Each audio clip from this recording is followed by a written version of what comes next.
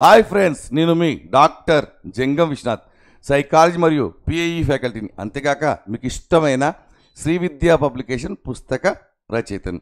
ఈరోజు మనం విద్యా హక్కు చట్టం, మీకు తెలుసు అది డిఎస్సిలో ఉంటుంది, ఇటు ఆంధ్రప్రదేశ్ మరియు తెలంగాణలో, మరియు టెట్లో కూడా ఉంటుంది. మరి ప్రతి పరీక్షలో ప్రశ్నలు అడుగుతున్నారు, కానీ చాలామంది చేయలేకపోతున్నారు. ఎందుకంటే రెగ్యులర్గా ఇదే టాపిక్ పైన వస్తుంది, బట్ ఇక్కడ కన్ఫ్యూజ్ అవుతున్నారు. కాబట్టి వీటిపై పూర్తిగా మనం విశ్లేషణ చేసే ప్రశ్నలు చేస్తూనే మళ్ళీ వాటిని రివిజన్ చేసే ప్రయత్నం కూడా చేస్తాం. దీంట్లో భాగంగా మీకు అందరికీ తెలుసు, తెలంగాణ విద్యార్థులు టెట్ అద్భుతంగా రాస్తున్నారు, సైకాలజీ చాలా అద్భుతంగా రాస్తున్నారు. ఎందుకంటే ప్రశ్నాపత్రం స్టాండర్డ్ చాలా పెరిగింది, అన్ని అప్లికేషన్ ప్రశ్నలు వస్తున్నాయి, మరి అంతేకాకుండా మంచి ఉదాహరణల ప్రశ్నలు వస్తున్నాయి. కాబట్టి స్టాండర్డ్గా ఉంది. స్టాండర్డ్ ఉన్నా సరే మన విద్యార్థులు సత్తా చూపుతున్నారు. ఇటు డిఎస్సిలో కూడా ఆంధ్రప్రదేశ్లో విద్యార్థులు కూడా విజయ దుందుబి మోగిస్తున్నారు. మరి ఇదే పంతాలో మనము అతి త్వరలో తెలంగాణకు సంబంధించి విద్యా దృక్పథ క్లాస్ని, లైవ్ క్లాస్ని మనం ప్రారంభించబోతున్నాం. కాబట్టి మీరందరూ కూడా సిద్ధంగా ఉండండి, ఇప్పుడే ప్రిపరేషన్ మొదలు పెట్టండి.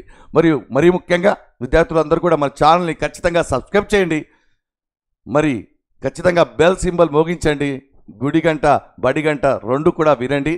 మరి మన యాప్ను డౌన్లోడ్ చేసుకోండి ప్లే స్టోర్ నుండి. ఏ అనుమానాలను సరే చాట్ బాక్స్లో మెసేజ్ చేయండి, ఖచ్చితంగా మేము స్పందిస్తాం, మీ గురించి ఆలోచిస్తాం. మరి మొదటి ప్రశ్న, విద్యా హక్కు చట్టం ప్రకారం చూడండి, 1 నుండి 5 తరగతుల వరకు ఉండాల్సిన టీచర్ల సంఖ్యలో తప్పుగా ఉన్న దానిని మాత్రమే గుర్తించండి. తప్పుగా ఉన్న దానిని మాత్రమే గుర్తించండి. ఒకప్పుడు ప్రశ్నల స్టైల్ వేరే, ఇప్పుడు 4 ఆప్షన్లు ఇచ్చి సరి కానిదేది గుర్తించండి అంటున్నాడు. కాబట్టి చూడండి ఒకసారి, 121 నుంచి 200 మంది విద్యార్థుల వరకు 5 టీచర్లు. రెండో ఆప్షన్, విద్యార్థుల సంఖ్య 150 దాటితే 5 టీచర్లు ప్లస్ 1 ప్రధానోపాధ్యాయుడు. నెక్స్ట్ 61 నుంచి 90 మంది విద్యార్థుల వరకు 3 టీచర్లు. మరి 1 నుంచి 30 మంది విద్యార్థులు పాఠశాలలో ఉన్నట్టయితే 1 టీచర్ అంటున్నాడు. మరి ఇక్కడ చూస్తే కనుక మీకు అర్థమైపోయింది, 121 నుంచి 200 వరకు 5 మంది టీచర్లు కరెక్ట్, ప్లస్ విద్యార్థుల సంఖ్య 150 దాటితే ఖచ్చితంగా 1 ప్రధానోపాధ్యాయుడు కావాలి 5 టీచర్లతో పాటుగా. మరియు 61 నుంచి 90 విద్యార్థుల వరకు 3 టీచర్లు, 91 నుంచి 120 వరకు 4 టీచర్లు, ఇది కూడా కరెక్టే. మరి ఇక్కడ చూస్తే కనుక 1 నుంచి 30 మంది విద్యార్థుల వరకు కాదు, విద్యా హక్కు చట్టం ప్రకారం 60 మంది వరకు 2 టీచర్లు ఉండాలి. అంటే ఖచ్చితంగా ఎంతమంది ఉన్నా సరే 2 టీచర్లు ఉండాలి. కాబట్టి ఈ స్టేట్మెంట్ అనేటువంటిది తప్పుగా ఉంది. ఖచ్చితంగా ఉండాల్సిన టీచర్ల సంఖ్య 2. విద్యా హక్కు చట్టం 2009 ప్రకారం బడి బయటి పిల్లలు అంటే ఎవరు? మొదటి ఆప్షన్, ఎలిమెంటరీ చదువు పూర్తి చేయని వారు. 2, ఎలిమెంటరీ పాఠశాలలో చేరి 1 నెల కంటే ఎక్కువ రోజులు అనుపస్థితి అయిన పిల్లలు. అనుపస్థితి అంటే హాజరు కానటువంటి పిల్లలు. మరియు పాఠశాలలో నమోదు కాని వారు. మరి 4, మానసిక శారీరక లోపం వల్ల పాఠశాలకు రాలేని పిల్లలు. మరి దీంట్లో ఈ 4ంటిలో ఏది తప్పుగా ఉంది, ఏది కరెక్ట్గా ఉంటే ఇది తప్పుగా ఉంది. చూడండి, మానసిక శారీరక లోపం వల్ల పాఠశాలకు రాలేని పిల్లల్నే బడి బయటి పిల్లలు అంటారు విద్యా హక్కు చట్టం ప్రకారం. కాబట్టి మనకు తెలుసు ఆన్సర్ ఏబిసి, మూడోది కరెక్ట్. మూడో ప్రశ్న, విద్యా సంవత్సరంలో ప్రాథమిక స్థాయి ప్రాథమిక ఉన్నత పాఠశాల పని చేయు దినాల సంఖ్య ఎంత? విద్యా హక్కు చట్టం ప్రకారం అడుగుతున్నాను నేను. మరి 220 రోజులు, 240 రోజులు, దీనికి ఆప్షన్స్ కూడా అవసరం లేదు. 200 రోజులు ప్రాథమిక స్థాయి, 220 రోజులు ప్రాథమిక ఉన్నత పాఠశాల. అంటే 1 నుంచి 5వ తరగతి వరకు 200 రోజులు. అదేవిధంగా ప్రాథమిక ఉన్నత పాఠశాల అంటే 6 నుంచి 8 వరకు 220 రోజులు. మీకు తెలుసు అటు తెలంగాణలో ఇటు ఆంధ్రప్రదేశ్లో ప్రాథమిక పాఠశాల యొక్క పని దినాలు కూడా 220 రోజులు. కానీ చట్టం ప్రకారం మాత్రం మీకు తెలుసు 200 రోజులు, 220 రోజులు. మరి బోధనా గంటలు అనేటువంటి ప్రశ్న అడుగుతున్నారు.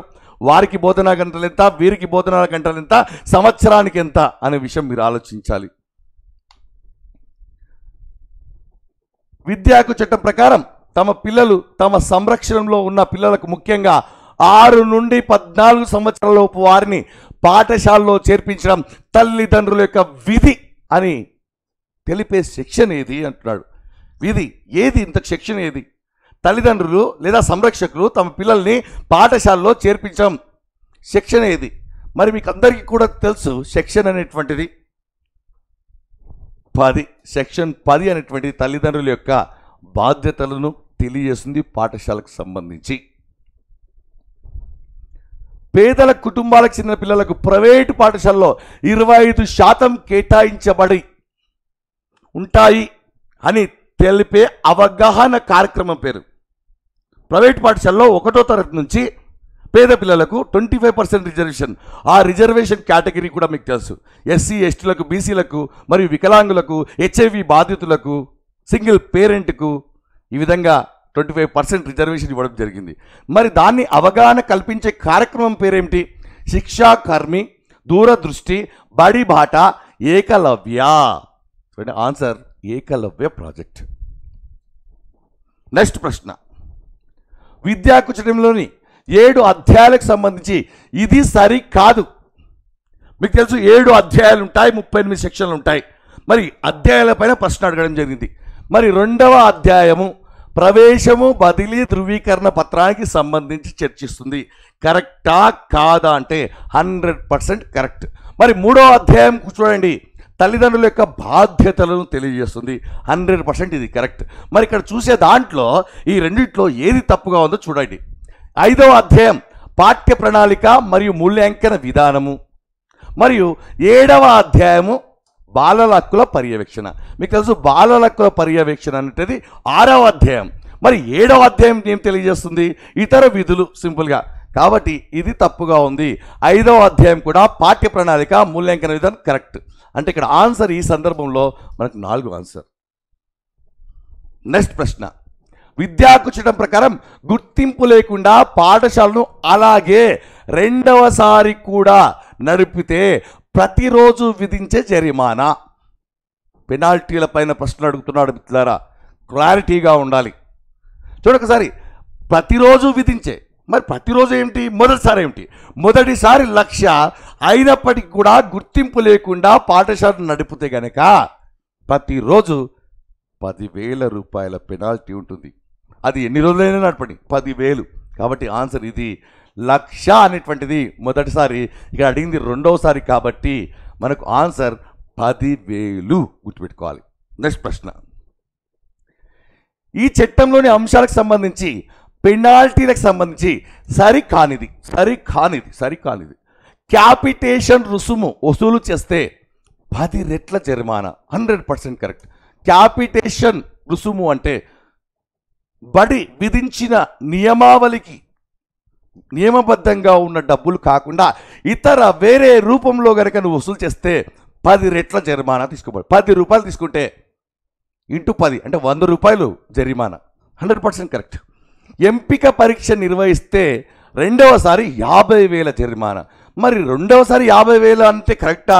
అంటే మొదటిసారి 25,000, 2వసారి 50,000. 100% ఇది కూడా కరెక్టే.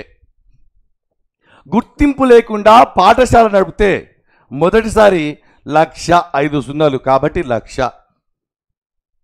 మరి గుర్తింపు లేకుండా పాఠశాల 2వసారి నడిపితే రోజుకు 2,00,000. మరి అక్కడ 1,00,000 కాబట్టి రోజుకు తర్వాత 2,00,000 కాదు, రోజుకు 10,000. ఇంతకుముందే మనం మాట్లాడుకున్నాం కాబట్టి ఇది రైట్ ఆన్సర్. నెక్స్ట్ ప్రశ్న,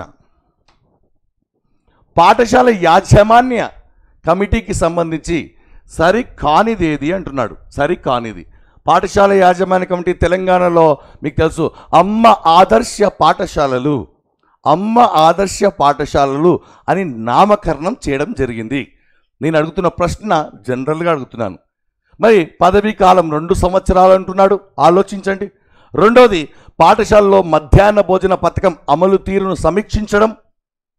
నెక్స్ట్, పాఠశాల వార్షిక ఆదాయం వ్యయ లెక్కలను సిద్ధపరచడం. మరియు ఉపాధ్యాయుల జీతభత్యాలు సకాలంలో వచ్చేటట్టు చూడడం. ఇది మన ఎస్ఎంసికి సరిపోదు. మరి ఎస్ఎంసికి సంబంధించి ఈ 3 ఉన్నాయి అనే విషయం మీకు తెలియాలి. అదే మధ్యాహ్న భోజన పథక అమలు తీరు మరియు పాఠశాల వార్షిక ఆదాయం వ్యయం యొక్క లెక్కలను సిద్ధపరచడం. కాబట్టి జీతభత్యాలు సంబంధం లేదు. కాబట్టి ఆన్సర్ ఇది.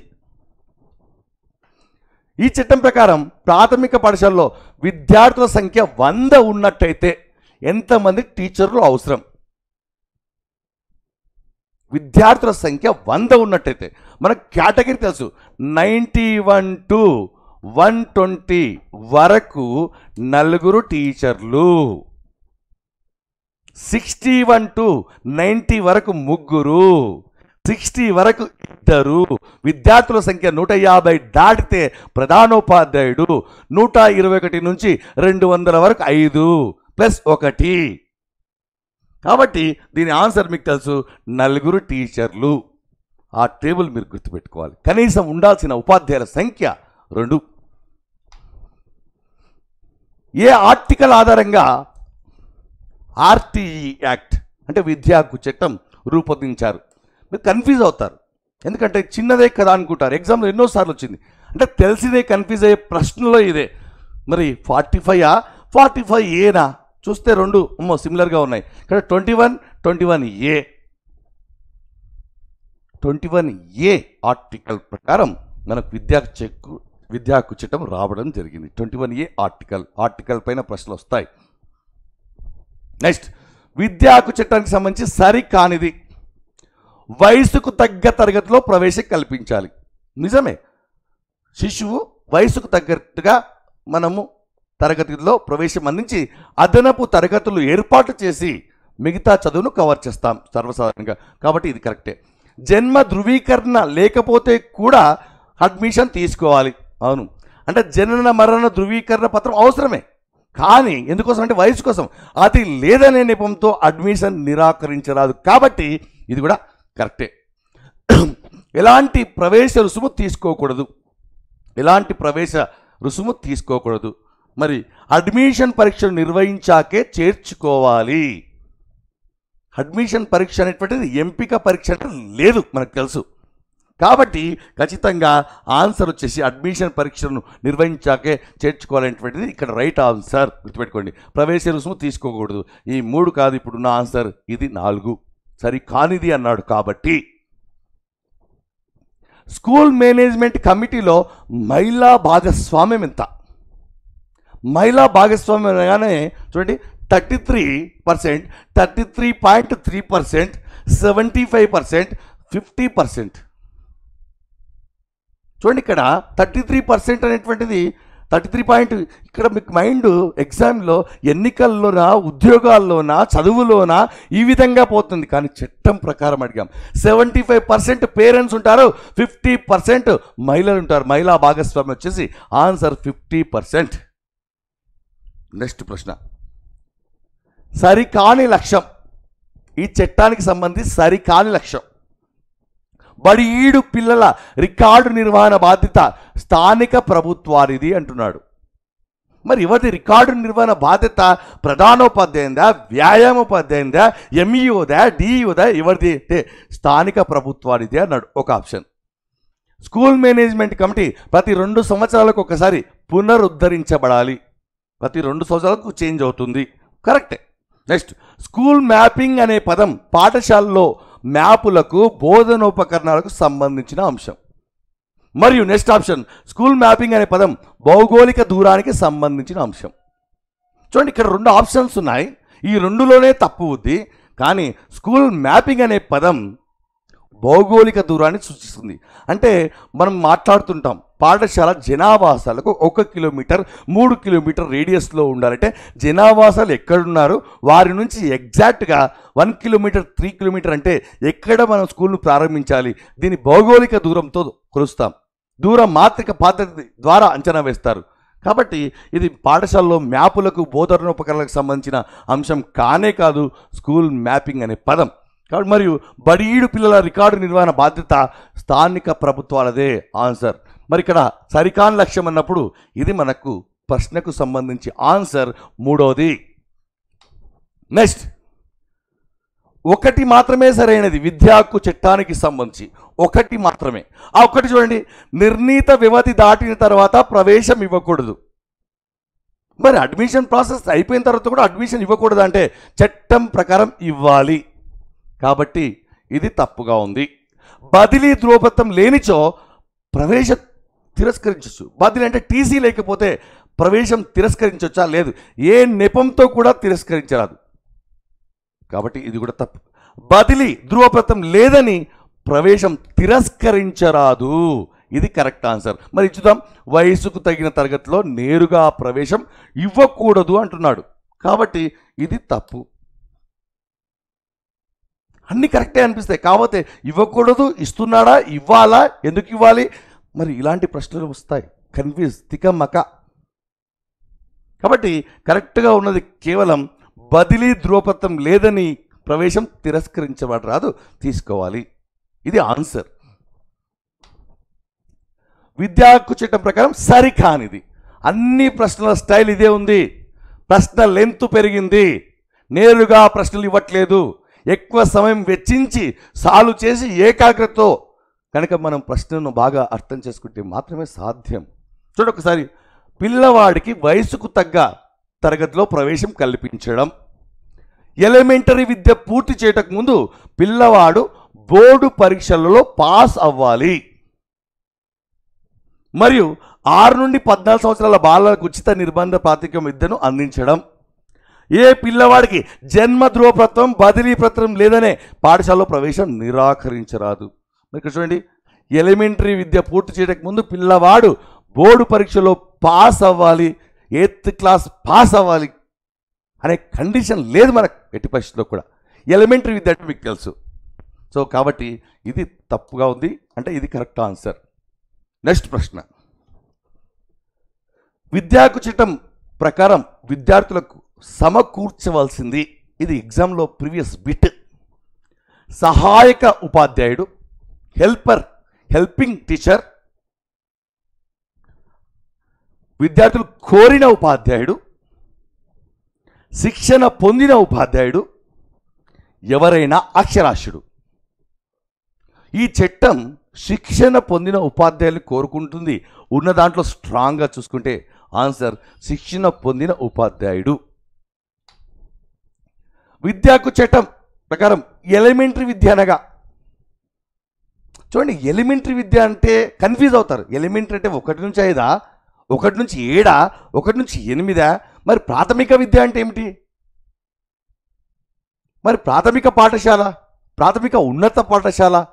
కాబట్టి విద్యా హక్కు చట్టం ప్రకారం ఎలిమెంటరీ విద్య అంటే ప్రాథమిక విద్య. ప్రాథమిక విద్య అంటే 1 నుంచి 8 సంవత్సరాలు, వయసు 6 నుండి 14 సంవత్సరాలు. కన్ఫ్యూజ్ కాకూడదు. చూడండి, 1 నుంచి 8 తరగతులు. కాబట్టి చాలామంది ఎలిమెంటరీ అనగానే ఇంగ్లీష్లో కాబట్టి అలా ఉంటుందేమో అనుకుంటారు. 1 నుంచి 8 తరగతులు. సరికానిది సంబంధించి సరికాని అన్ని స్టేట్మెంట్లు ప్రశ్నలు అడుగుతున్నాను. వయసుకు తగ్గ తరగతిలో ప్రవేశం కరెక్టే. జన్మ ధృవీకరణ లేకపోతే కూడా ఖచ్చితంగా తీసుకోవాలి.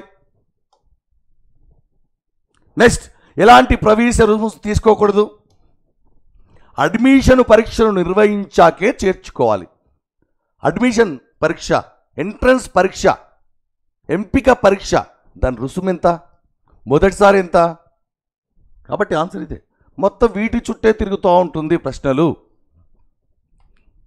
లాస్ట్ ప్రశ్న. విద్యార్థుల సంఖ్య ఎంతకు మించితే శాశ్వతమైన ప్రధానోపాధ్యాయుడు ఖచ్చితంగా ఉండాలని మన చట్టం చెప్తుంది. విద్యార్థుల సంఖ్య 121 నుంచి 200 వరకు 5, కానీ విద్యార్థుల సంఖ్య 150 దాటితే ఒక ప్రధానోపాధ్యాయుడు ఉండాలి. అప్పుడు 5+1 వస్తారు మనకు. కాబట్టి సింపుల్. మొత్తం డాటాబేస్ క్వశ్చన్స్ ఇవన్నీ కూడా. కాబట్టి మీరందరూ కూడా నాతో పాటు అన్నీ చేసి ఉంటారు అనుకుంటున్నాం. చాలా సింపుల్ కదా ప్రశ్నలు అనుకోకండి. సింపుల్ మాత్రమే మనల్ని ఇబ్బంది పెడతాయి, తెలిసినవే ఇబ్బంది పెడతాయి, తెలిసిన వాళ్ళే ఇబ్బంది పెడతారు. కాబట్టి మిత్రులారా, ఖచ్చితంగా మీరు మన ఛానల్ని ఫాలో కండి. తెలంగాణలో మీకు తెలుసు కేజీబీవీ సంబంధించి నోటిఫికేషన్ కూడా రాబోతుంది. మరియు అంతేకాకుండా 100% డిఎస్సి వస్తుంది. దాంట్లో కీలకం విద్యా దృక్పథాలు. ఆంధ్రప్రదేశ్లో మన విద్యార్థులు ఎలాగైతే రాస్తున్నారో చదువుతున్నారో అదే పంతాను మీరు కొనసాగించాలంటే ఖచ్చితంగా మన ఛానల్ సబ్స్క్రైబ్ చేసుకోండి, మన యాప్ను డౌన్లోడ్ చేసుకోండి. ఖచ్చితంగా పరీక్షకు సిద్ధంగా ఈ ఫ్లోను ఆకండి. All the best.